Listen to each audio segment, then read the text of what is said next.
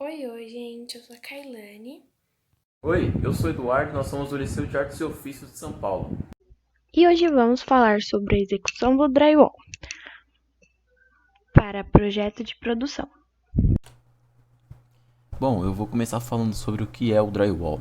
O drywall é um sistema de construção a seco composto por perfis e entre outros, né? Como por exemplo, tratamento acústico composto por lã mineral e placas de gesso inventadas. O drywall, ele consiste em uma placa de gesso pré-fabricada, seguida de um papelão ou fibra de vidro, que pode ser fixada em estrutura de aço ou aço galvanizado para construções de casas residenciais ou até mesmo prédios comerciais. Construções em drywall são mais leves, mais baratas e muito mais rápidas do que as com alvenaria convencional. Por isso elas estão se popularizando bastante aqui no Brasil. No mercado hoje existem três tipos de drywall. O branco convencional, recomendado para ambientes secos, ele tem uma versatilidade por conta que dá para você fazer outras coisas com ele, colocar no piso e também no teto. O verde, resistente à umidade, ele é resistente à umidade por possuir a adição de silicone na composição dele, né? E ele é bom para ambientes úmidos e conta com uma proteção antifungo. E o rosa, que é resistente a fogo. De modo geral, todos os drywall possuem um determinado tempo de resistência ao fogo, que variam de 30 a 120 minutos, dependendo da condição e do uso da ocupação. Essa placa em específico, ela leva em sua composição fibra de vidro, tornando assim ela mais resistente ao calor e ao fogo. É importante usar os equipamentos de proteção individual, os EPIs, porque isso é uma forma de proteger você mesmo contra acidentes. No caso, na execução do drywall, é necessário utilizar máscara, óculos de proteção e luvas de proteção. Transporte e armazenamento. As placas, quando são manuseadas manualmente, devem ser transportadas no sentido vertical, sendo elas de duas em duas. Já quando são transportadas por empilhadeiras, são apoiadas em pallets para não ter contato com o solo ou qualquer outro, sendo travadas com duas fitas nas suas extremidades e embaladas com lona plástica ou plástico protetor.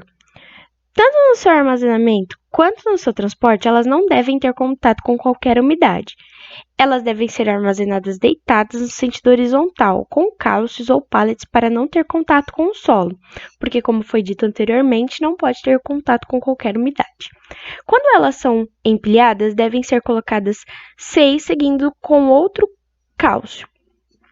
Se necessário utilizar mais que um pallet, verifique a existência da laje ou qualquer outro material que estiver usando de apoio e não ultrapasse de 6 pallets por pilha. Materiais de referência e precisão. São equipamentos auxiliares no processo de montagem utilizados para garantir a qualidade de serviço, que são utilizados laser multidirecional, fio traçante, trena, esquadro, nível de bolha ou prumo de face. Materiais utilizados na execução. É utilizado finca-pinos, onde guias podem ser fixadas com parafusos ou pinos. Alicate funcionador, usado para fazer a fixação entre guias montantes sem uso de parafuso ou qualquer outro. Parafusadeira para drywall. É uma espécie de furadeira com regulagem específica que evita danificar o papel cartão, o qual faz parte da estrutura da placa de gesso acartonada.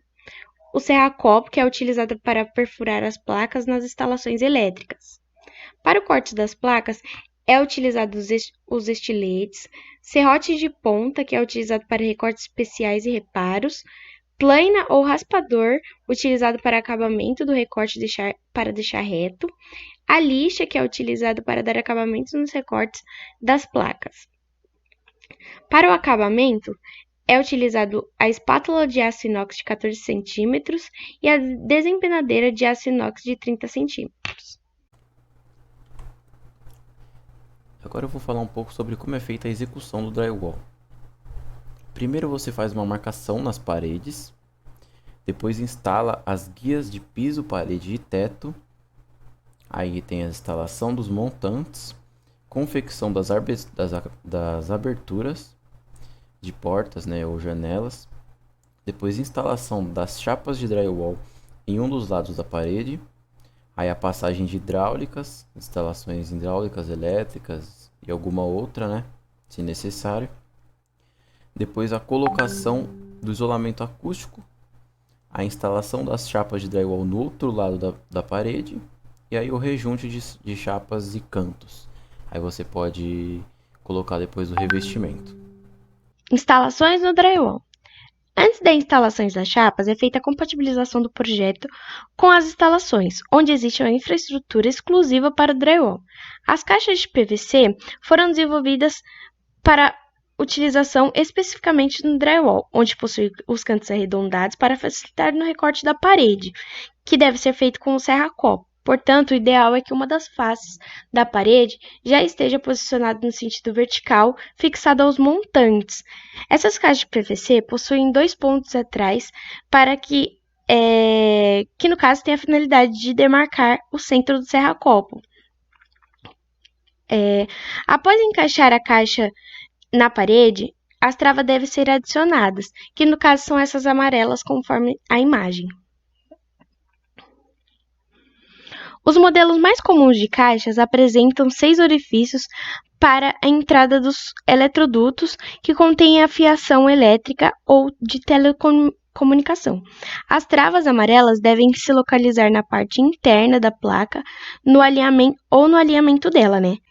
E também existe a infraestrutura convencional no drywall, onde alguns construtores preferem utilizar as caixas tradicionais, pois sua instalação é similar aos quadros de distribuição. E também a alegação que as caixas ficam mais firmes dessa forma. Para isso, é necessário adicionar algumas guias horizontais para fixá-las ou fixá-las nos montantes na vertical. Agora eu vou falar um pouco sobre como é feito o isolamento térmico e acústico do drywall. No caso das paredes de drywall, uma prática muito recomendada é a aplicação de banda acústica.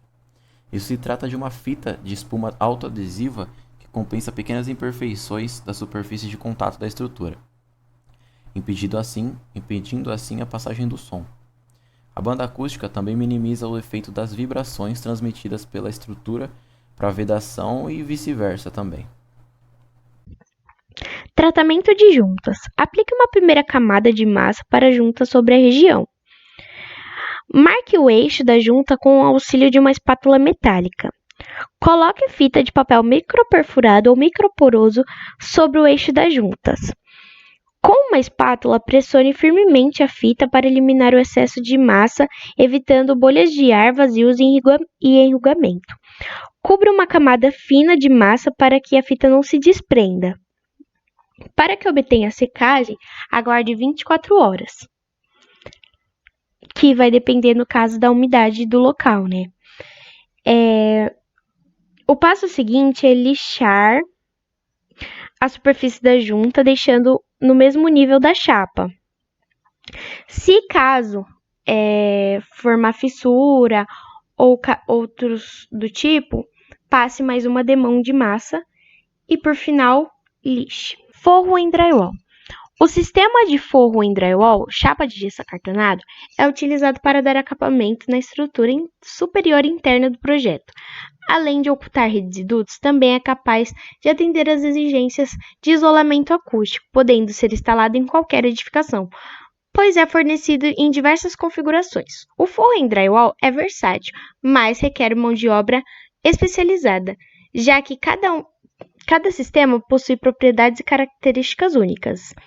Se um dos processos não for executado de forma certa, pode-se comprometer todo o sistema. Geralmente, o forro de drywall é fixado à cobertura ou a uma estrutura intermediária por meio de arames, de forma que, por baixo, fica visível somente o plano liso, no caso, as chapas de drywall. As vantagens de escolher o forro de drywall é que tem uma menor espessura, gerando ganho de espaço interno, tem uma variedade de acabamento favorável para pinturas e formatos criativos na decoração, tem uma construção otimizada com menos mão de obra e desperdício de materiais, não utiliza água, tem isolamento acústico, como foi dito, e ao ser demolido, seu material permite reaproveitamento. É rápido e prático de ser instalado, diminuindo a duração da obra. Na sua execução, leve em consideração a altura do forro. Depois, pagine e fixe os montantes. A distância entre a primeira fileira de tirantes da parede vai depender do seu perfil que usou no perímetro. Se for cantoneira, é de 60 centímetros da parede, e se for pitica, é 10 centímetros. Os demais tirantes ficarão a 1,20 m de distância entre os eixos. Para fixar os tirantes, faça demarcação e fixe-os com parafusos e buchas ou fincapinos. Fixe os perfis dos perímetros. Depois, fixe as canaletas C nos perfis dos perímetros. Nivele os perfis, coloque as chapas, faça o tratamento das juntas. Acabamentos. A parede de drywall permite que sejam feitos vários tipos de acabamento nela.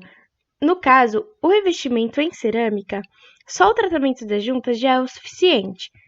A pintura requer que faça o regulamento da parede e, por fim, a finalização. E essa foi a nossa apresentação. Obrigada!